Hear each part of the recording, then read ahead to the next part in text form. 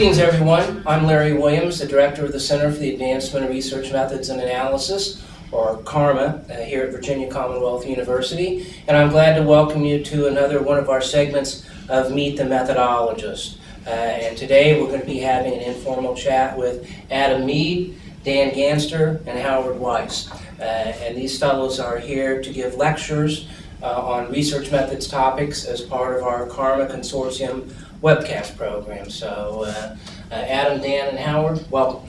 Thank you. Thanks. So we're going to get started, and the first question is, to get us going, is I'm curious just about how you got interested both in the topical areas that you work with and as well as research methods. And we'll kind of vary the order. So Adam, since you're here first, you want to start us off? Sure. Well, I'm not sure I really have a solid substantive area in which I'm interested. I've always been interested in research methods. It's really interesting to me just the application of different methodologies to answer substantive questions. And so probably if I had to pick an area that I am interested in inside the research methods domain, it's probably measurement variance. And I think I get interested in that by taking a class in item response theory and looking at the framework of that method. And item response theory was developed as a way to solve a pragmatic problem of the big testing companies that had issues with different people taking different tests and try to make sense of being able to compare those scores in a meaningful way. And it really just made me think about invariance from that perspective, where you can have very different items and still have comparable scores, versus the way that we typically think about invariance, that if you don't have the same items have different properties, then you can't really compare those scores. And it just really made me interested in sort of the dichotomy between the validity of the scores themselves versus the instruments from which they came. Okay. Dan, how about you? Well, in terms of my substantive area is work stress and well-being, and I guess I got interested in that as an undergraduate, really. I was an undergraduate in the early 1970s. OSHA and NIOSH had just been established. Wabash College, yes. Go Giants. The Work in America Institute had just recently published their Work in America monograph, and there was a lot of action. I had been influenced by reading Kornhauser's research, earlier research on mental health and industrial worker, and I also grew up in what's called the region of Indiana, the steel mill region of northern Indiana, and it was very, even worked there for the summer for Bethlehem Steel, and became very aware of just the whole quality of work life and well-being kind of issues. I became convinced that work experiences played a really significant role in one's mental and physical health and just general quality of life. So I really was interested in that whole issue of how our work life affects our well-being. And I was fortunate when I finished graduate school and took my first job at University of Nebraska. The Nebraska Symposium of Motivation was held there and brought in 2 speakers a year, and Mariette Frankenhauser came in the very first year I was there and spent a couple days on campus. And you might be familiar with her work from the Stockholm group on catecholamines and physiological approach to stress. So I was very much charged up, and I was fortunate to get some funding very early in my career from NIMH. So that was it. In terms of research methods, well, I want to admit I'm not a methodologist, really, but I certainly am interested in research methods, and became interested in that really as an undergraduate when I decided I wanted to be a researcher, an academic psychologist of some sort. Okay. Howard, how about you? Well, I've been interested in job satisfaction for most of my career, and about 15 years ago or more, something had been working up on me for quite some time. I came to realize that satisfaction as a construct was too limited, kind of a construct. It didn't really capture what I was interested in, which was worker experience and kind of the experiential elements of being at work. And this was not captured by the literature on job satisfaction, and that got me more focused on studying emotions in the workplace. And so I kind of morphed from an attitude researcher to an emotions researcher in the early 1990s as I became more and more dissatisfied with what the satisfaction research was accomplishing. Not so much in terms of the traditional ways in which we evaluate this research, does it predict this or does it predict that, but more in terms of, in my judgment, that it is just not, it wasn't capturing real life experience in an ongoing way.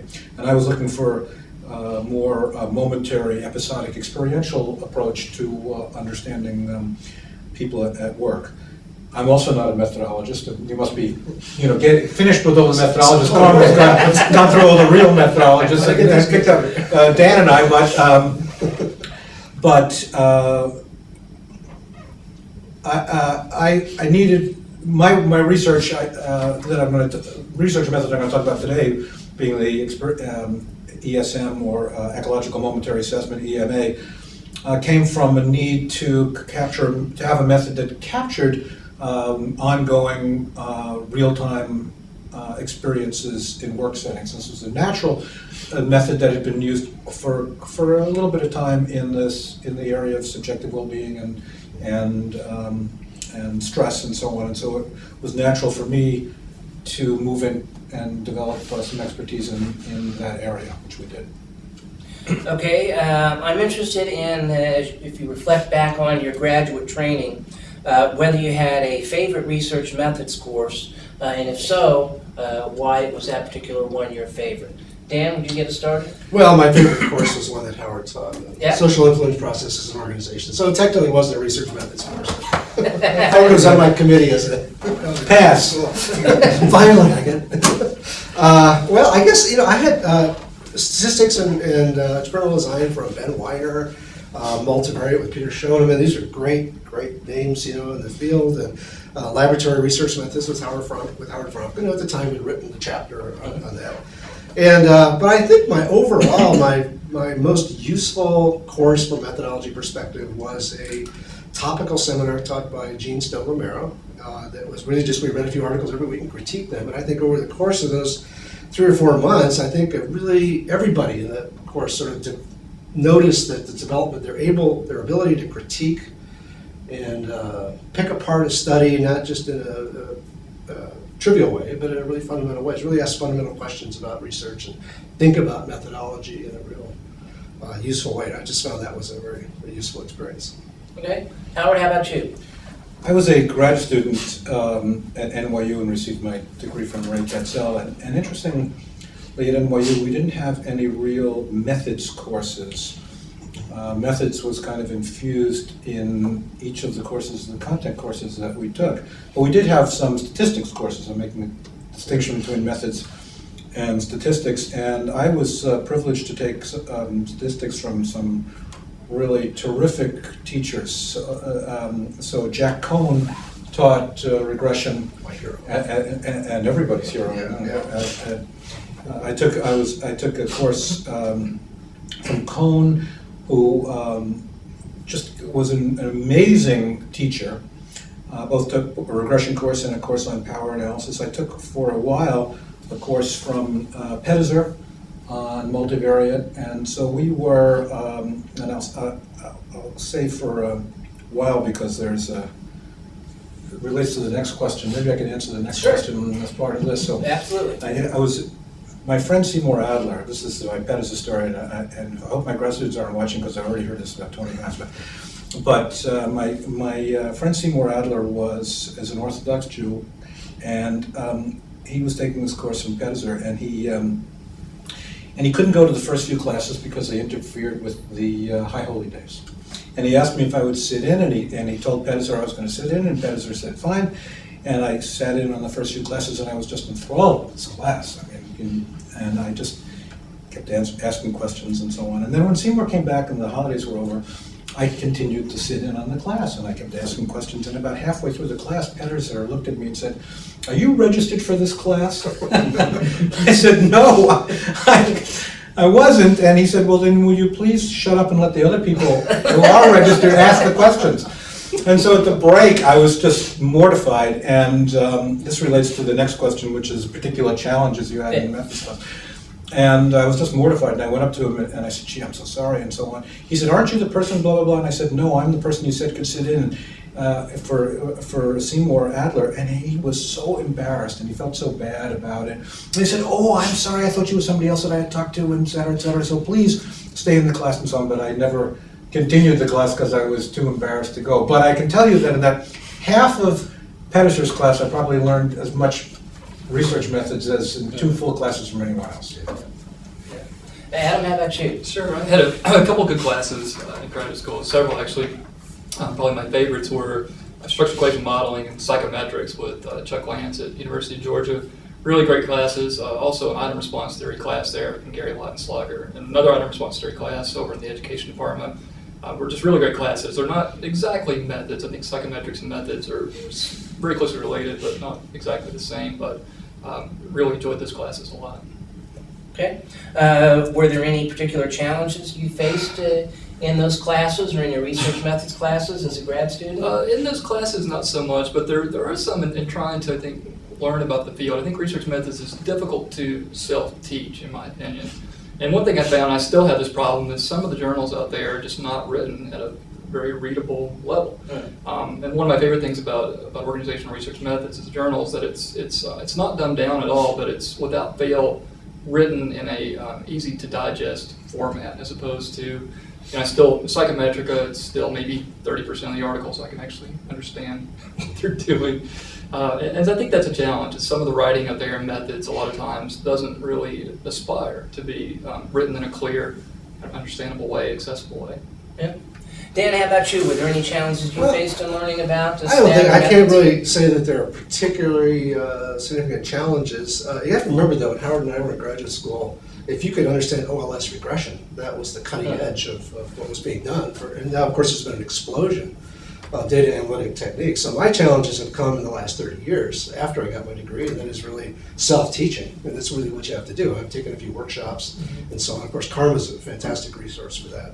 But well, I guess one challenging experience I had about a month before my comprehensive exams, Gene Stone Romero, who's my advisor, I was talking with him about getting ready for CARMA. Well, what do you think I should look at CARMA? And he goes, he throws a copy of Cohen and Cohen, which is the early 1975 version that was just been published a year or two before I was taking comps. He goes, have you read this? I go, oh no, I haven't seen it. I said, well, you better know that for comps. So at that point, so I dove into it, and I was like, wow, this is great. I mean, it just really is the best stat book. Well, as he would say, Cohen would say, it's not a stat book, it's a data analysis book, and he makes that distinction between a statistician and a data analyst, and I've always sort of internalized that view personally as well. So I did read it, and I got through comps eventually. So. Since you mentioned that, let me just skip ahead a question, and we'll come back to the other one. You mentioned Cohen. Dan, were there any other research methods books that greatly influenced you, or upon which you regularly kind of fall back on? Well, I would probably I'd just pick a book other than Cohen. Would be the Cook and Campbell quasi-experiments, which wasn't a book at the time. At the time, it was a chapter in the Handbook of Biopsych, and not until 1979 did it come out as a monograph on its own. But I think that's still one of the more influential books. I use that in my courses, parts of it at least, for many years since that, the ones I teach, especially the first chapter or so, especially the older version, not the current version of Cook, Campbell, and Shadish, yeah, where they changed chapter 1 a lot, but there was an excellent review of epistemological issues on causality and so forth. They really developed their critical realist perspective in that chapter, so it was a great resource for that. Yeah. Howard, how about you? Well, I would agree with Dan. I think Cook and Campbell is, particularly the edition that he's talking about, has been very important to me. Not so much because of the litany of different designs, but because of the wonderful discussion about the logic of design, which I think is so critical. And so I would certainly echo Dan's feelings about Cook and Campbell. But I would also add that when I was a grad student, Nunnally was a very important book for us. And we all had to know Nunnally from cover to cover for our comprehensive exams, and I'm glad we did, because it's a terrific book. It's still useful to me. Yeah. Adam, how about you? There's not a lot of books I really reach for on a regular basis, but one I like a lot, I'm probably going to mangle the name here, is Topical and Fidel. It's a good multivariate text, and it's a really readable, short chapter overview of kind of everything you need to know about each of these different multivariate methods. So I like that one a lot as a reference. Also look a lot at the Crocker and Ojina text on psychometrics. It's a really good, it's from the 80s, but I still use it in my courses that I teach, and it's a really well-written, very readable book on psychometric theory. Okay. All three of you guys really have a lot of experience, both as an author and as a reviewer for all different kinds of papers, substantive papers, methodological papers, and I think the people who watch the CARMA channel and watch these interviews would be interested if you have some perspective on kind of the most common limitations or shortcomings in these papers that you review. And Howard, you want to start us off? Well, I think, I'll keep this brief, I think that my critique would be that the methodological sophistication far outstrips the theoretical grounding or interestingness of the problems. I mean, I think we've raised a generation, with apologies to CARMA, we've raised a generation of very sophisticated researchers from a methodological point of view who are not anywhere near as sophisticated from a psychological point of view, psychological theory and process point of view, and so we end up with a lot of papers that are very methodologically sophisticated, dealing with very trivial or uninteresting or not well thought through problems. And so I think that if we had a CARMA for theory and process like we have here for method, we'd be better off to have a better balance between theoretical and methodological sophistication. Yeah.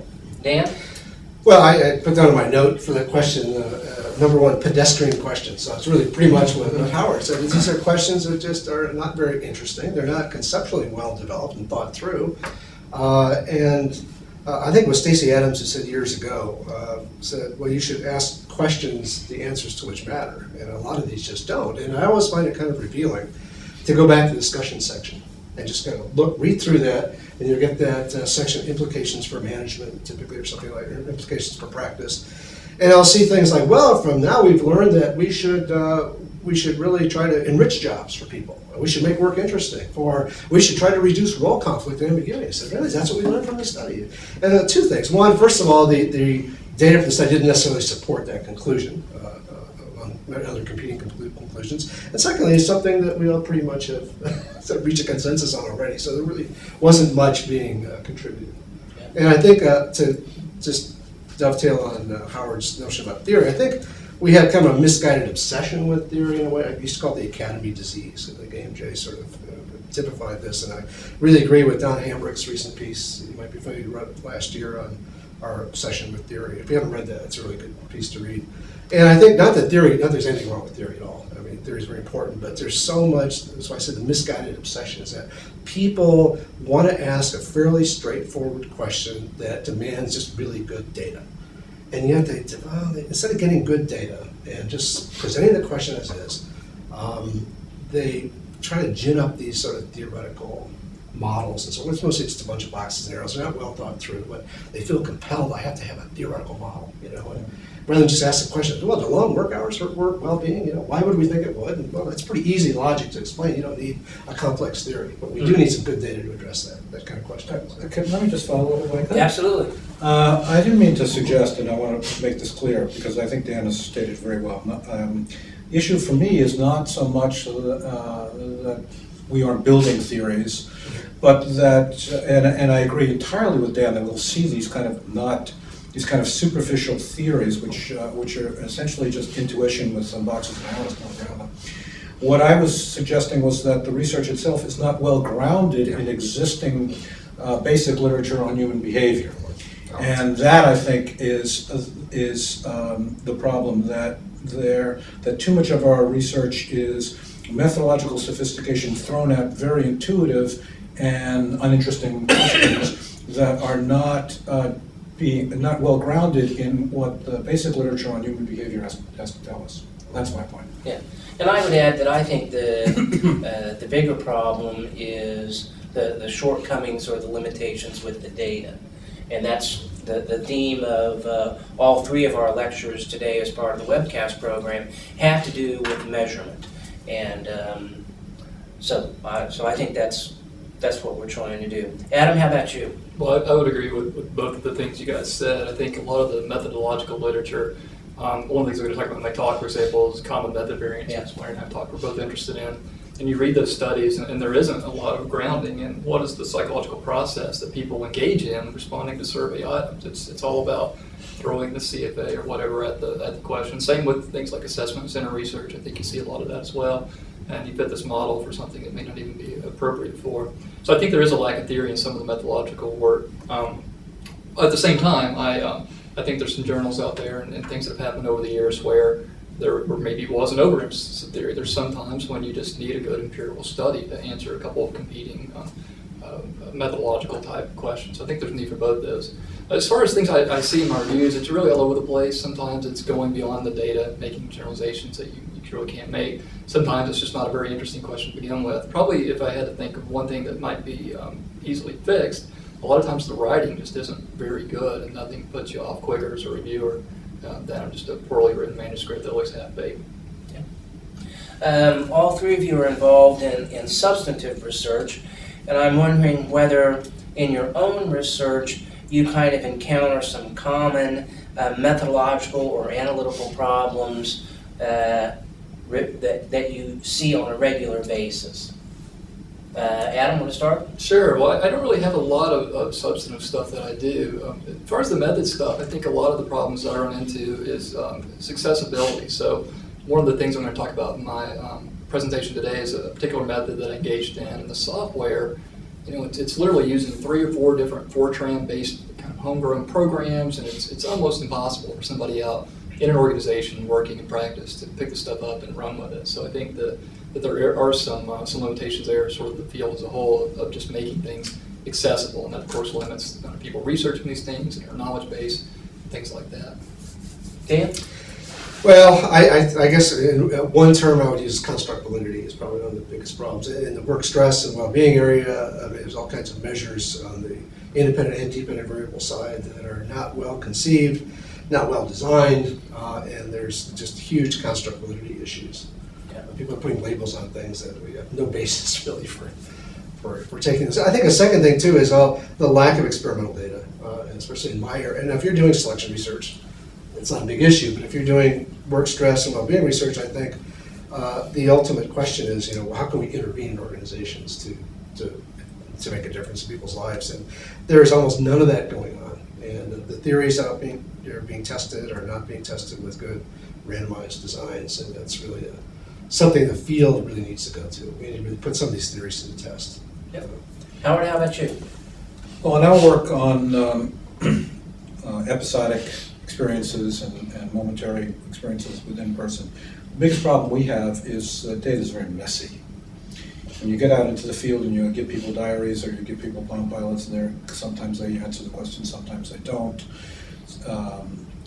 They answer in different time frames. Ask them to spit in the jar too. Yeah, we haven't done that. We'll have to talk about that later. But you're right. The cortisol would make it even more difficult. But it's just messy data, and that's a problem we have trying to make sense of it. It's not neatly collected at one time. It's not conditions, experimental control conditions. It's just hard to deal with just cleaning the data, getting it to make some sort of sense so it can be analyzed is a real problem for us. Okay. From a big picture perspective, the question is, are there topical areas within the fields of research methods that you think we are doing a particularly good or bad job of investigating? And I'd be particularly interested from not only your comments as a methodologist, but Dan and Howard, whether there are areas where you wish the methodologist would be providing you with better solutions to problems that you confront in terms of your design or your analysis. So why don't you start out? Oh boy, well I hate to single out a specific area. I guess I already did in my earlier answer a little bit with some of the common method variance things. That's one area I don't know that there is a good solution. We still don't know really what the extent of the problem is. There's meta-analyses and other kinds of designs. A lot of times the way you look at the question seems to dictate the results you get. And there's not really a lot you can do to deal with it other than just don't use common methods, which a lot of times it's not an option. So a lot of times what I see in some of the research, and again this is not from any one particular area necessarily, is just some of the studies I review and things like that identify a problem, but they're kind of short on solutions. And I think that is something we run against in my own area of measurement invariance. You know, we talk about if you don't have the invariance there, you can't really interpret the observed scores. And often the question is, well, what do you do? Throw your data out, and what do you do with it? So I think there's some room for improvement on the suggestions for solution side. Dan, how about you? Well, I guess if I put this in terms of the organizational research community, IOSI, management, OB, HR, and so forth, I think we're really good with analytical issues. I mean, I think that's what to do with data. I think we're good at that. We've made fundamental contributions, I think, to other more fundamental areas of psychology and sociology and other things, and we've adopted things from other areas readily too. So I think that's what we're particularly good at, I think, is from SEM models to random coefficient modeling and all those kinds of things. We have a lot of expertise in the field. I think what we're not so good at is research design. It's not that we don't know research design, it's just that we're not pushing it much. And that's it's not so much a methodology issue, it's kind of a sociological issue, or a field, I guess, the journals and what careers and so on. But I think that's a big issue. When people talk about evidence-based management and so forth, I think of the evidence-based medicine perspective. And if you look at the work of the Cochrane collaboration, these groups who are doing meta-analyses on major medical interventions for low back pain surgery, arterial resection surgery, those kinds of things, what they start with is they throw out the epidemiological studies, sample sizes of 150,000 and so on. They said those are nice for exploratory studies, but now we go to the randomized trials. That's the only evidence we really want to meta-analyze. And if we could get our methodology from a design perspective, sampling and so on, up to the level of good epidemiological studies, we'd be very happy with ourselves. Yeah. And that's kind of where they start. They said, well, that's nice, but that's let's see what really happens. Yeah. So. Howard, how about you? I agree with that entirely, and I think at the core of good design is logic. And I've tried to encourage my students and the students in our department to take basic courses in logic from the philosophy department. I think every researcher would be well served by having a good grounding in logic. But my research itself is I start with a substantive problem, and then I examine the problem, collect the data, and then look for methods that quantitative techniques that would help me analyze data. So I don't pay attention to the growth in the quantitative methods, except when it touches what I'm studying. And in that sense, what I've found is that there's been just an explosion of sophistication and new ways of studying things. We still need more, maybe, but we're certainly moving in the right direction for studying change and dynamic systems and growth and so on, which is really something that was not anywhere near available 15 years ago. But there's also, for me as a substantive researcher, not a methodologist, a need for more accessible presentations of these things. I mean, I have a very hard time wading through some of the writings on the things that I need to know. Luckily, I have very skilled graduate students to help me get through this. But I think more accessibility for some of these things that would be very useful. Okay, gentlemen, our last question. There'll be a lot of graduate students watching the CARMA channel and our interviews, and just wonder if you have any particularly scholarly or career advice that you would like to offer to those who are aspiring for a successful academic scholarly career. Starting with you, Adam? Sure, yeah. Well, I'm currently 7 years removed from starting my academic career, so I'm in my 7th year now at NC State. And I think a few things would be useful for people to know in graduate school. One is to stay active and try to get something on your vita. One thing I was sure of when I was a graduate student is that I did not want to be an academic. And so, I was very intellectually curious, and I would run studies and things like that, and the answer would pop up and say, ask your SPSS, and I'd say, well, look, I'm done, right? So now I know, my curiosity is satisfied, and I had to train myself that now the finish line is really getting that out in a journal, or at least a conference paper, or something like that.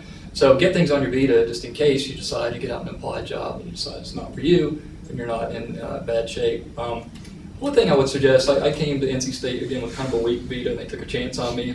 I'm really appreciative of them for that. The thing that helped me a lot early on was to do some review work. Not so helpful now, I've done quite a lot of it, but those first couple of years I learned a lot about my own writing by reading and identifying the mistakes of others. So as a graduate student, ask your advisor or whoever if they've got a manuscript, if you can review it too, and then when the results come back from the journal editor, look over all the reviews from all the different reviewers, and it's a good way to learn the kind of the critique process, like you talked about earlier, and how helpful that is. Okay, Dan, how about you? Well, I guess career advice is always dicey. Like, do what I did at work. No, not necessarily. No, I think it's the advice I give, I guess, is to pick fundamental research questions that you think really matter and that really interest you. You think that, we really need to know about this. And I think that's what makes you get up and sort of go to work and think about these things when you're in the shower and really do that for the love of doing it. Yeah.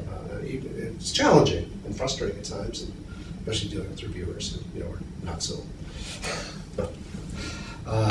So I think that would be my advice. Really pick areas, questions that you really think are fundamentally interesting. Okay. Howard, how about you? Well, I'm 7 years removed from the end of my career, maybe. So, it depends on what happens with the stock market in the next few months. But seriously, I've reflected on this issue quite a bit because I've had grad students for many years, and they like to hear. I think they like to hear my advice in this area, and I would just make a few points. One is, don't do what everybody else is doing. If you want to build a career, you have to set out in areas that are uncharted in important ways. I mean, you're not going to get anywhere doing the 100th study on a particular topic. I would say that for two reasons. Because one is your name is never going to be associated with that topic. And the second thing is when you're the 100th study on a topic, you better be sure that your study is absolutely perfect on all aspects, both theory and design. When you're working in new areas that people find interesting and it's uncharted territory, reviewers will cut you a little slack, your colleagues will cut you a little slack because it's interesting. And I'm thinking of the interestingness of the paper is an important element to whether it gets accepted now and what kind of visibility it has. And so I would say number one is don't do what everyone else is doing. Try to stay in a step ahead of what's going on. The other thing is to read outside the field. I mean, I think that we have an organizational behavior and an IO, the area that I know, a very insular kind of field, and we all read JAP and Academy papers, and then we talk to each other and so on, and the result is very mundane problems that feed on other mundane problems. But read outside the field as much as you can. You never know where good ideas are going to come from. Be proud of what you do. I think that every paper you submit should be something that you're proud of. You shouldn't have a sense of filling your vita with stuff that's questionable just because you want to fill your vita. My test is always if I can talk to my wife about it and I'm excited and she gets interested in it. There's some research problems, studies I'm doing where I don't tell, we're just doing them. That to me are things to be avoided. When I go home, and this is kind of like what Dan was saying about in the shower, I'm thinking about, I go home and I talk to my wife and Jean, here's what I'm thinking right now, and it's not just that she helps me think this thing through, which she does, but it's also because I'm excited enough to want to share it with her. Those are the topics you have to kind of focus your attention on, I think. All right, well, it's time to bring this Meet the Methodologist session to a close. And Howard, Dan, and Adam, thank you for sharing your perspectives. Thank you. Thanks for having us, Larry.